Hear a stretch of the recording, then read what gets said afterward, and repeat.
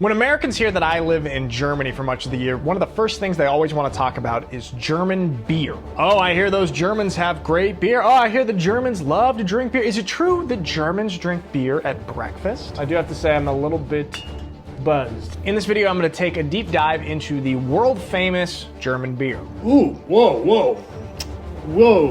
Why is it so famous, and is it actually as good as people say it is? Substantially better. A lot better. And I'm going to be doing my own German beer taste test with a bunch of different types of beers to find out which one I think is the best tasting type. You gotta be able to open a German beer with another German beer. Let's see if I still got these skills. So buckle up and let's do some research on German beer. Stick around because through doing my extensive taste tests, I found out my new favorite German beer. First step, get beer. It's about noon on a Tuesday, so I'm gonna go purchase about 10 different German beers. Here we go. Now, despite what people may think, Germany is actually not the world's largest consumer of beer per capita. That goes to the Czech Republic, kind of by a lot. Germany actually usually comes in about fourth behind the Czech Republic, Austria, and Romania. But it's funny because in the States, I never hear people talk about Czech beer or Austrian beer or Romanian beer, but people always talk about German beer. And I think there's a reason for that, which we will get into soon.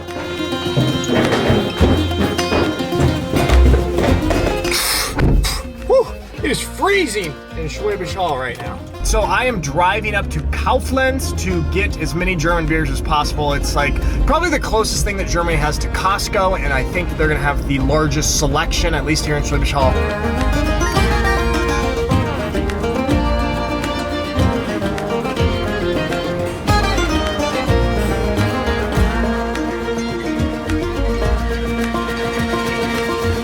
So there's around 5,000 different types of German beers produced from 1,500 different breweries. And around half of those come from the southern Germany state, Bavaria, a great state, I might add. And German beer goes way back. It is not a new thing. German monasteries have been brewing beer for about 1,000 years. 1,000 years of German beers.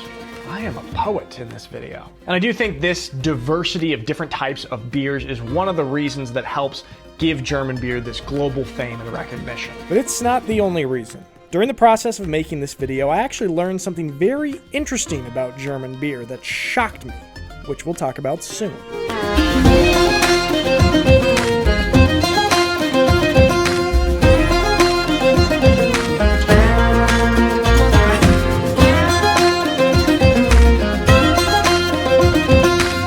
I gotta get this. This is an American beer. I gotta see how an American beer holds up in my taste test.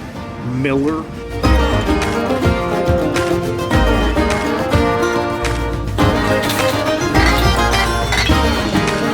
German beer's pretty cheap. All right, so how much do you think all these beers were?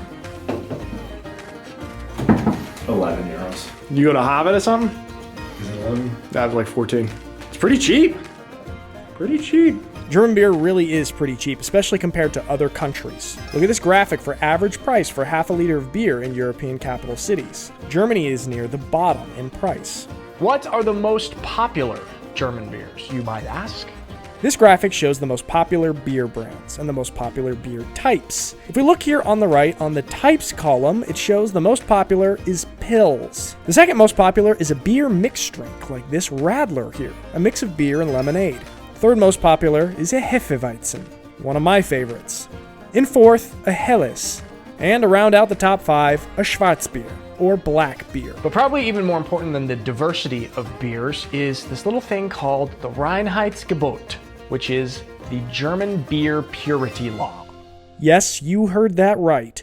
Germany has a beer purity law. We'll talk about it in a moment, but first, I'd like to enjoy a beer on the couch.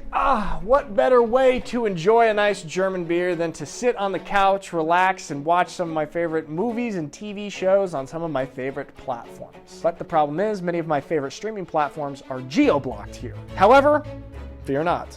because I have CyberGhost VPN. CyberGhost is a world-leading VPN with over 9,000 servers in 90 different countries. It's used by over 38 million people worldwide, and it's the #1 most recommended VPN on Trustpilot. And it gives you a lot of benefits, such as some of my favorite platforms like Paramount Plus and HBO are geo-blocked here in Germany, so I use CyberGhost and turn my IP address back to the States, and then I can watch freely.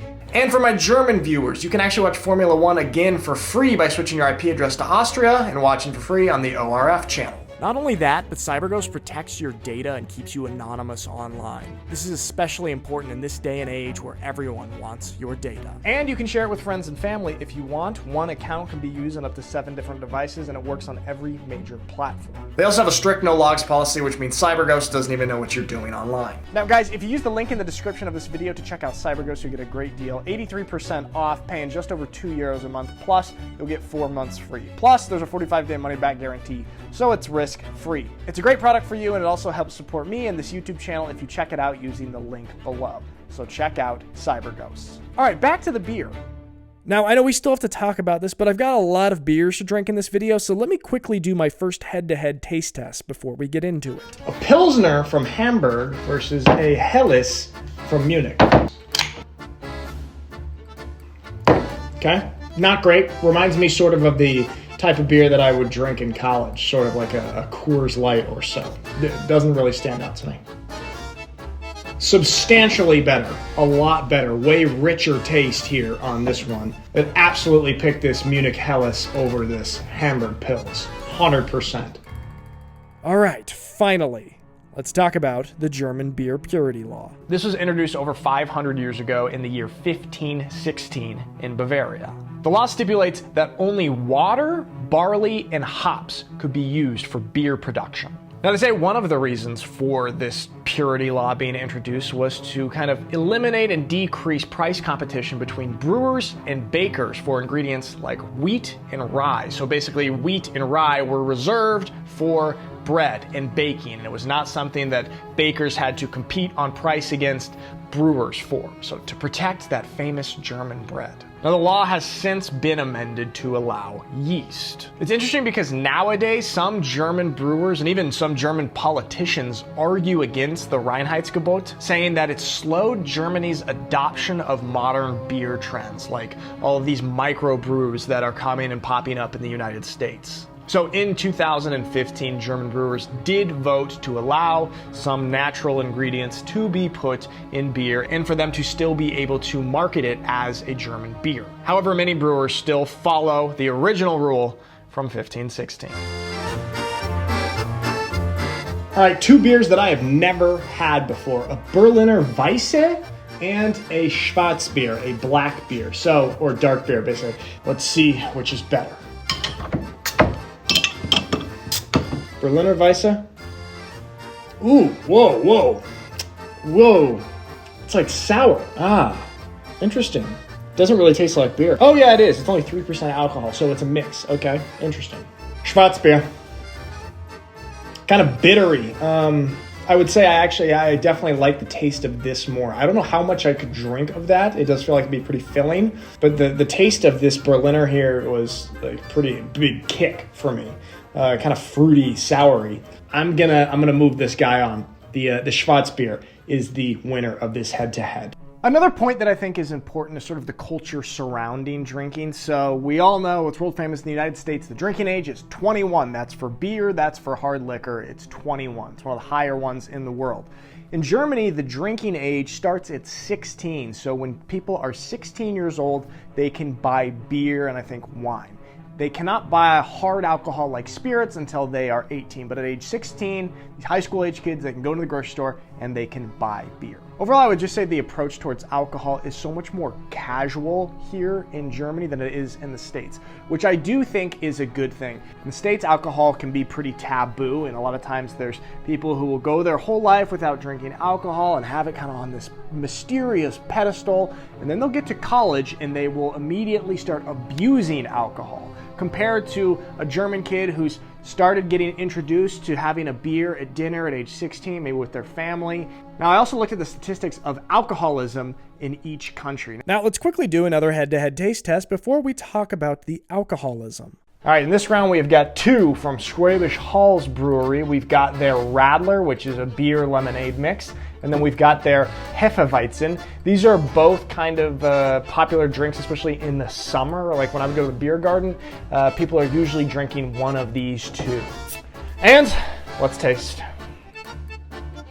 I mean, I do have to say that this tastes very good. The Radler tastes very, very good. It kind of tastes like a better version of the Berliner Weisse. Half beer, half lemonade, which helps it feel sweet.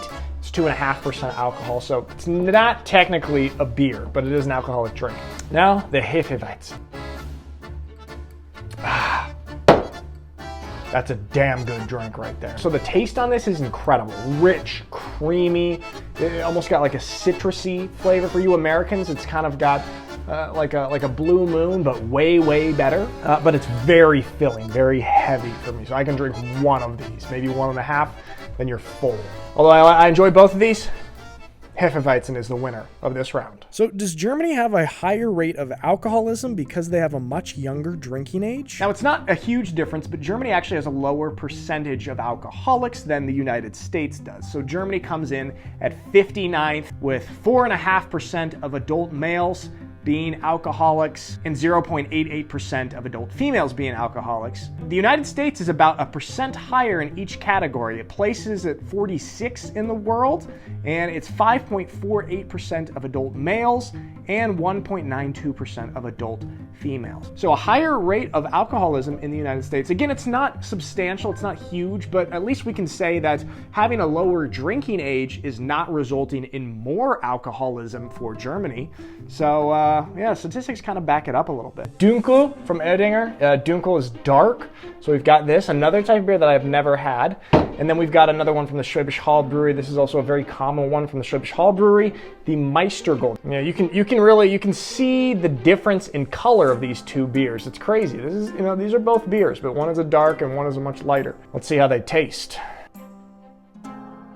That's quite good. That tastes a little bit to me like the Schwarzbier from the other round. Obviously, they're both darker beers. Taste similar, and I think this tastes better. Okay, now Schwäbisch Hall's Meistergold. This is the type that when we would have football games with the Unicorns, and we would get a bunch of crates of these on the bus for the away games, for the bus ride back, and the team would drink these. So, a lot of experience with these ones. Ooh, that's tough. Solid taste, and I don't know, maybe it's just because I'm so used to this, but I'm gonna have to go with the Dunkel. It's just at least a little bit more novel for me, and it's more of an interesting taste, I would say. This feels more common. This feels more unique and interesting. The Dunkel moves on. Now, something to keep in mind in this video is I'm missing a major type of beer in this taste test called Kölsch, which is the traditional beer from Cologne. It's unique because it's served in the small 0.2 liter glasses, and the servers continue to fill up your cup until you put a coaster over your glass to indicate that you are finished. I've had it before in Cologne, and it is a very solid beer, but sadly there was none available at the store in Schwäbisch Hall.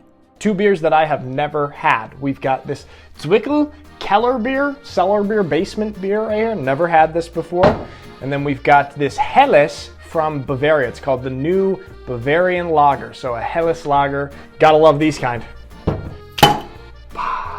This one gets points just for having that. That's a premium open right there. Both light beers. The Keller beer looks a little bit richer and creamier, I would say. So let's test them out. The Helles from Bayern. Ooh, wow. That is very, very strong beer. Very, very good tasting. Damn, that is good.